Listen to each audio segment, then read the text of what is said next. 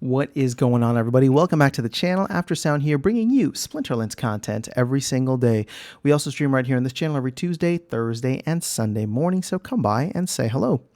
Okay, well, I wanted to talk about potential opportunities coming up in the future for the pricing of two assets that are linked simply because they had very similar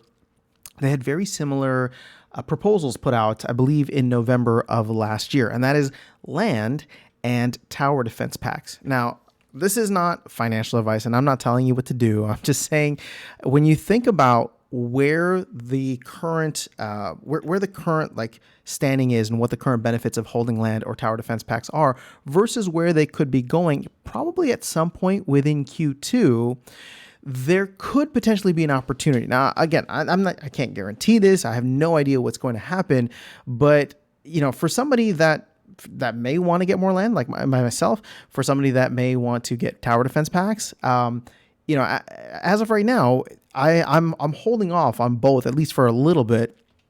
And I'm trying to wonder if there's going to be some future time in which it will be better. And I want to explain why I think that there could be a time in which it is better. Now, if the rest of the economy starts to pick up, the rest of the Splinterlands economy or even the general economy starts to pick up, well, then we could see asset prices rising. And then, this point essentially becomes moot, because it's like, if we rise to a certain point and then there's a deal that brings us back to where we are, obviously that doesn't really matter.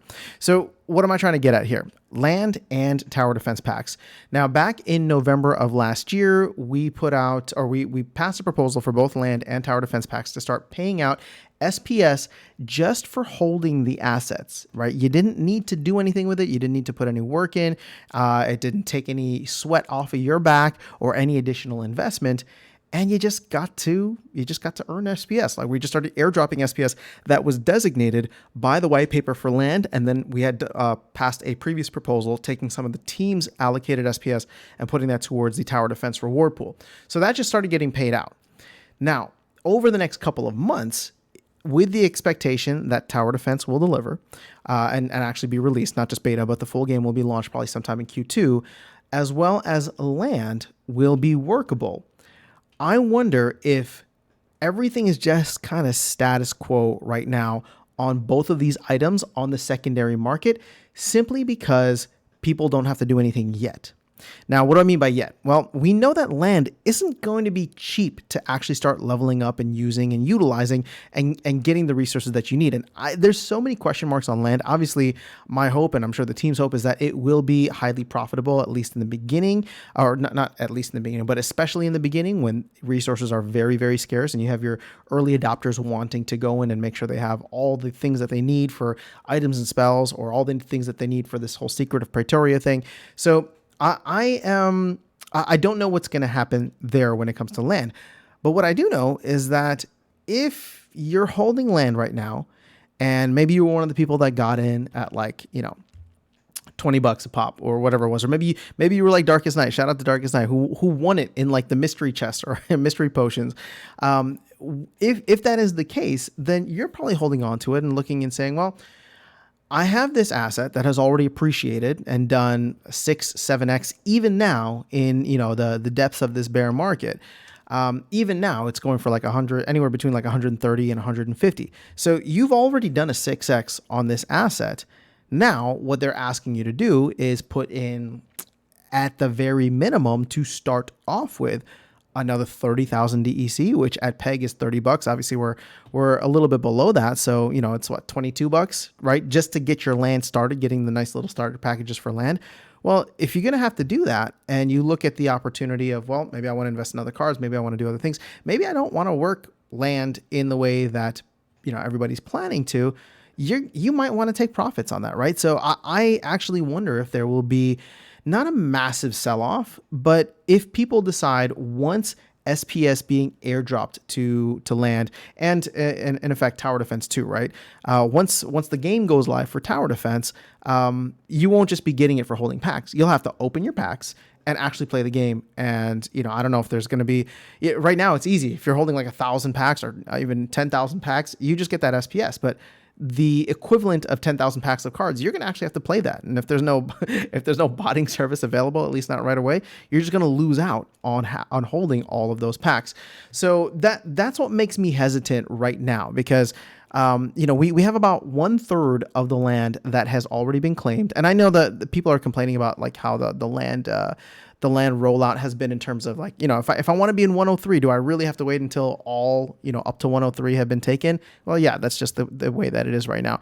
At some point, we could see a massive amount of people start to claim their land once the SPS requirement comes in, once the working requirement comes in order to earn that SPS. If we transition to that in land phase 1.5, again, we're still fuzzing on all the details because we don't have the white paper yet, but hopefully that will be coming by the end of Q1.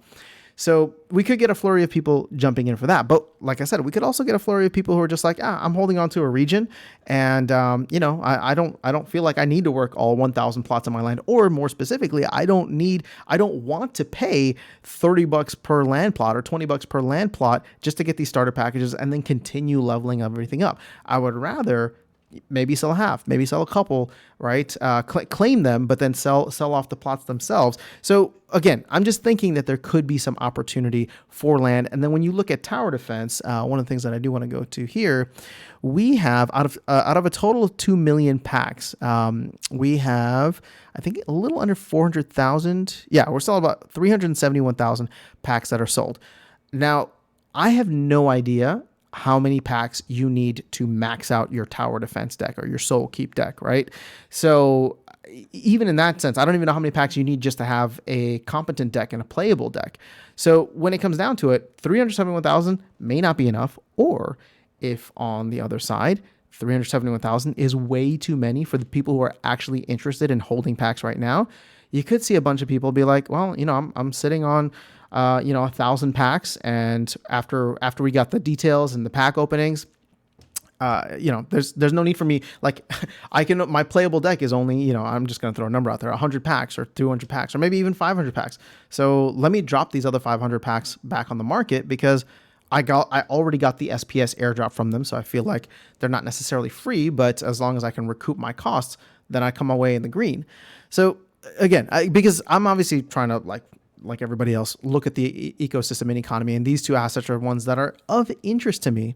And so I'm just holding off for now. I feel like there might be good entry points in the future. I could miss the whole thing, but I am holding 2 plots of land. I am holding a good amount of tower defense packs, but I just wanted to put it on your radar in case you were just like, oh my gosh, let me jump in, right? If anything, the time to jump in was probably a couple of months ago when it was, the prices were relatively the same on the secondary market, and you had, many months of unknowns or uncertainty when we would actually need to play to earn that SPS or do something to earn that SPS. Whereas now I would say that for both of these assets, tower defense packs and land, there could potentially be, I with a relatively high degree of confidence, I would say that at least by the end of Q2 for both of these items, there will be some requirement for you to not just passively earn SPS through it. I think there will be some kind of element to make you work for it, whether that is playing the tower defense game or that is staking monsters on your land and leveling up your buildings or whatever the case is.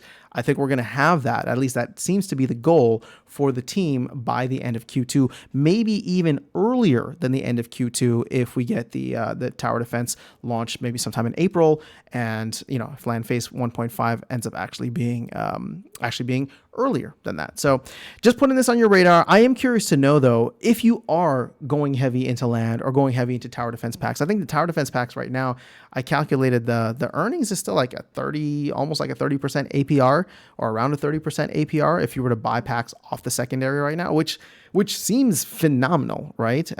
But at the end of the day, I'm curious to know how many people are actually going for something like that with all the unknowns of tower defense and land, or deciding to hold back. But let me know your thoughts in the comments below. I will catch you all in the next video and see you around the game. Take care.